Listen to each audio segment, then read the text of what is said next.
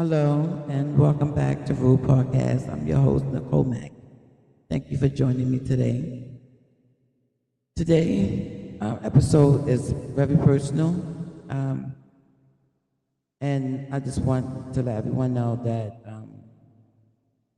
when we talk about depression, anxiety, stress, and panic attacks, these are things that millions of people live with every day. Yet, so many people suffer in silence because they're afraid someone will judge them or tell them, just get over it. If you ever had a panic attack, like I did, if you ever cried yourself to sleep, like I did, if you ever felt overwhelmed, like I did, this episode is for you. What depression feels like,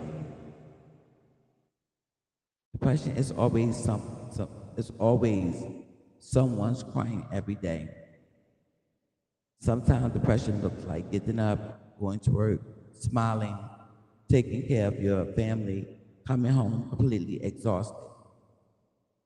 Sometimes it's spending your birthday feeling alone. Sometimes it's losing interest in things you used to have loved. And sometimes it feels empty when everyone around you thinks you're okay. Sometimes it doesn't.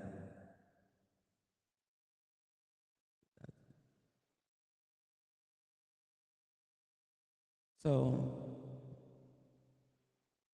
sometimes you hide behind the smile. And what anxiety feels like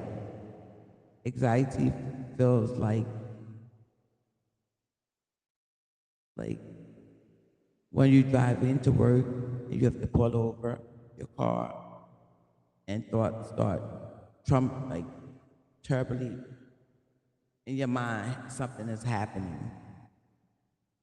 And my heart start racing, my hands start shaking, my breathing would change, my thoughts would race faster than my body could catch up. When you have an anxiety, your mind convinces you something is wrong, even when everything around you looks normal. So I'm driving in my car, and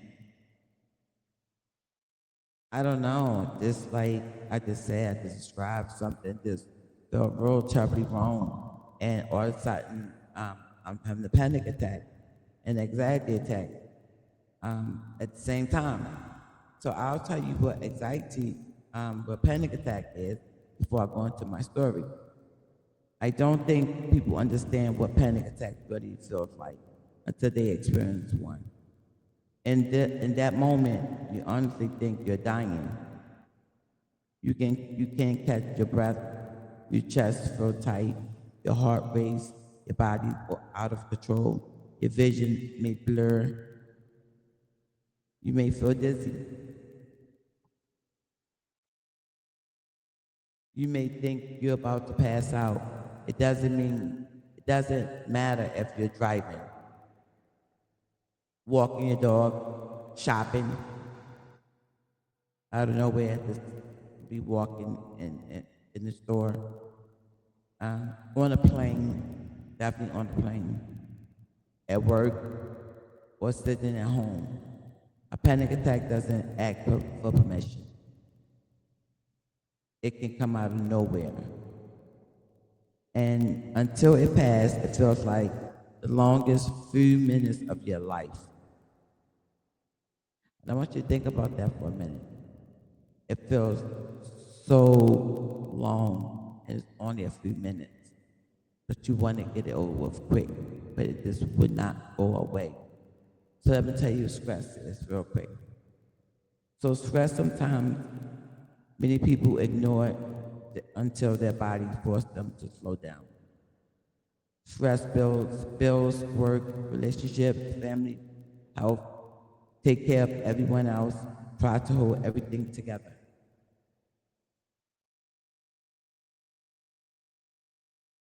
Eventually your body says, I can't carry this anymore.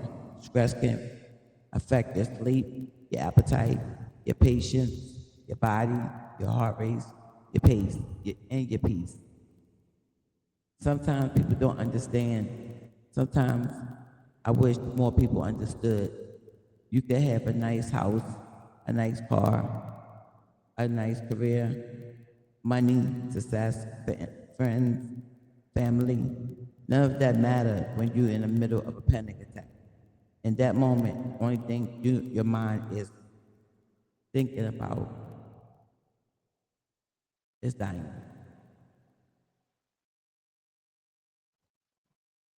So mental health doesn't care how much money you have. It doesn't care about neighborhood you live in. It can affect anyone. So I said, I can be you, you can be me. So what helps me, I'll tell you my story. So I started having panic attacks and anxiety and depression at a young age. I didn't know what was it. My family used to say um, that I'm okay. So I just went, I'm okay. So until I passed out and at the, I believe at the supermarket, passed out and they said that we having anxiety attack and the panic attack at the same time. So I just passed out. I was just shopping. I was just shopping with my mom and I just passed out. So I just want you to know that you're not alone with this, and I see you, and is this is really meaningful, and I hope a lot of people don't think this is a joke because we don't we think we're dying, and that's a scary thing to think that we're doing, and we're actually not dying. But in that moment, you cannot tell us we're not dying. So what helps me is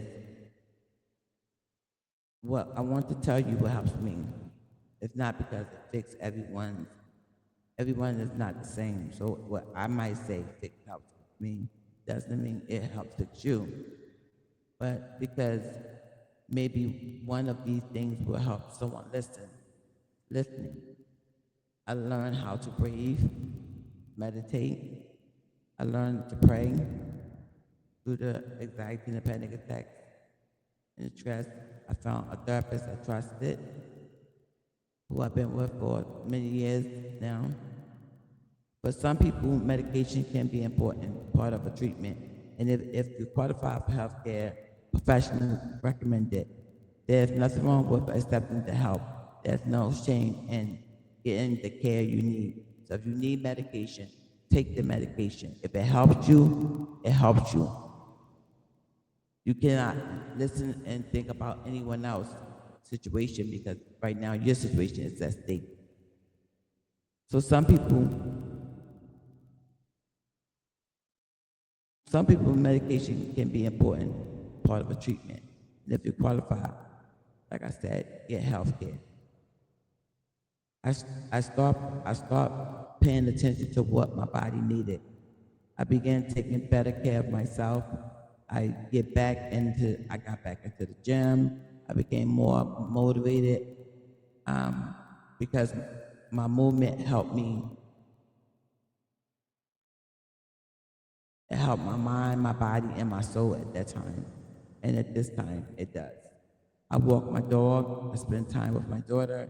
I, I even start to color, drawing, and then I'll color it in. That helps me bring it down a little bit as well. I even bought a coloring book and a plain drawing book. Just the drawer, and it could be anything. If I show you right now what it is, you'll crack up laughing, like keep your day job. But it's mine, and I'm proud of it, and I love it, and I love the way I color it and everything like that.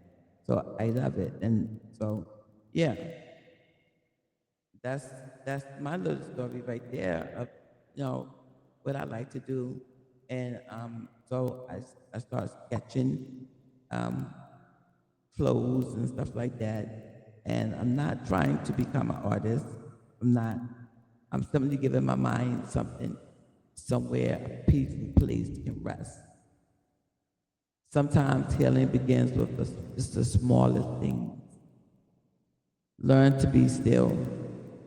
Just sometimes your body needs you to be still, just to be still. One thing I'm still learning is how to be still. When life gets loud, I pray, I stay quiet. Sometimes the answer doesn't always come right away. Sometimes I have to stop talking long enough to listen. Sometimes God speaks through peace. Sometimes he speaks through people.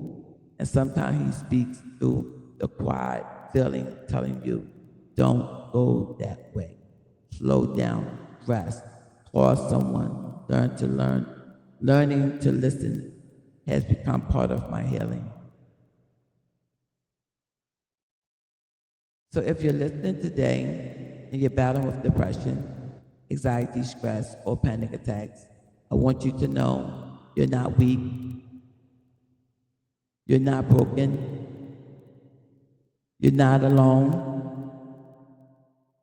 Healing isn't always quiet. Some days you feel strong, some days you'll feel overwhelmed, some days you'll feel like just giving up. Keep going anyway. Keep praying. Keep asking for help. Keep taking care of yourself. If you're on medication, take the medication. One step at a time, one breath at a time, one day at a time.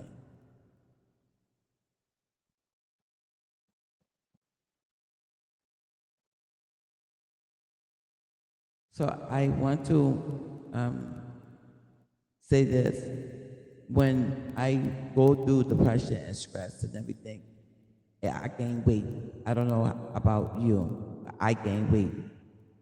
So I'm trying to understand, and I'm talking to my doctor about this, about like why I gain weight and stuff like that when I'm stressed out. But that's what stress do. It put weight on you when I just got it off.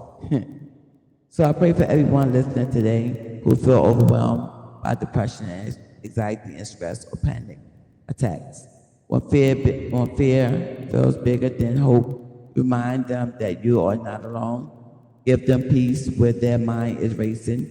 Give them strength when they feel weak. Surround them with people who will listen, encourage them, and walk beside them. Help them have the courage to reach out for support when they need it, and remind them that healing is possible, even if it comes one step at a time.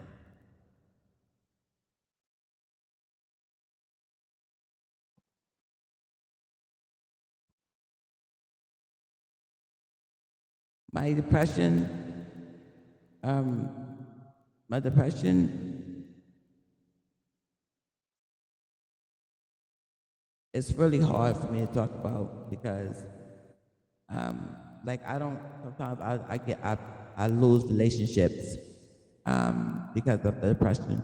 I lose friendships over the depression because I start cutting people off, and that's what happens when you have depression and you have anxiety attack. You will start cutting your friends and people off out of nowhere. It just happens. So sometimes you just don't want to get out of bed and you lose interest in things you once enjoyed. You feel emotionally overwhelmed and exhausted. You feel lonely when people is around. You're questioning your purpose. And some people feel numb instead of sad. Then you have your own experience that you go through and that you think like, well, I went through this. I hope it don't happen again, but then again it happens, and you try to wonder what is going on. What is going on? So anxiety is definitely something that we would love to stay focused on and pay attention to the people that's around you. Ask for help when you need it, and try to overcome some of the challenge that you're facing. You might have to cut off some of the bills. You might have to cut off some of your friends. Anybody that's exhausting you or stressing you out, you might have to stop overthinking and, because you're panicked, fear of the future, fear of losing people, fear of causing by childhood trauma, always expect something bad to happen. Panic attacks, always, always. Anxiety attacks, always expect something to happen. And things might not even happen, unseen things. Prayer, I pray. Therapy, just talking to people, like I'm on here now, just talking to you guys, help me. I just want you to know that when you're going through depression and anxiety and stress, it's a buildup. People don't understand what we're going through and why we're going through it. They just think the word crazy. And that's a segment that they put on you, a label. They put on you, oh, she's crazy. That's not, we're not crazy. We're people that trying to understand why we're going through these things. And I just want y'all to understand that you don't have to be alone in this.